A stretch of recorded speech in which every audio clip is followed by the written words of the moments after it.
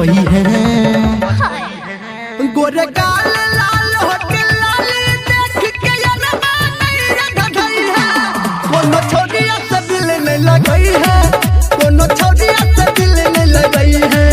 गोरे गाल लाल होट लाल देख के यारवा नहीं रे धधई है।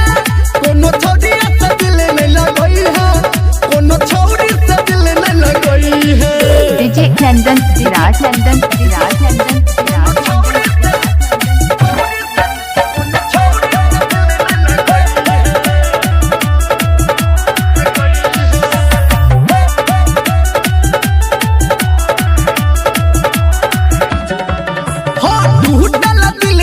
हमारा यारवा केकरो प्यार में उजरला घरवा।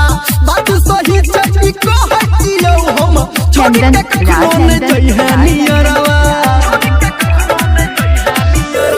टूटल दिल छै हमारा यारवा केकरो प्यार में उजरला घरवा।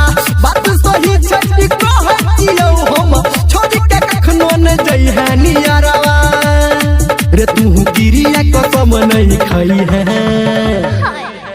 गोरे गाल लाल होट लाल देख के यारवा नहीं रे धधई है। कोनो छोरिया से दिल नहीं लगई है, कोनो छोरिया से दिल नहीं लगई है।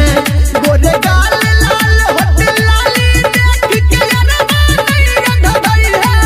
कोनो छोरिया से दिल नहीं लगई है, कोनो छोरी से दिल नहीं लगई है।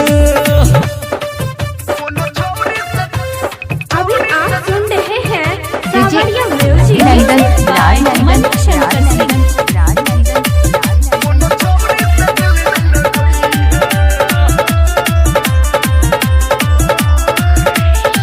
विराज एकटा से नहीं मन भरई छै, दोसर के पेरा में घूमत रहई छै। जाने छ सब छोड़ा दी रमलिया ताही से गाना गाइब कहई छै। एकटा से नहीं मन भरई छै, दोसर के पेरा में घूमत रहई छै। जाने छ सब संजय गौतम ताही से गाना गाइब कहई छै।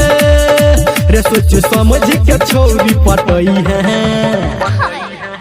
गोरे गाल लाल होट लाल देख के यारवा नहीं रे धधई है। कोनो छोरिया से दिल नहीं लगई है, कोनो छोरिया से दिल नहीं लगई है। गोरे गाल लाल होट लाल देख के यारवा नहीं रे धधई है। कोनो छोरिया से दिल नहीं लगई है, कोनो छोरी से दिल नहीं लगई है।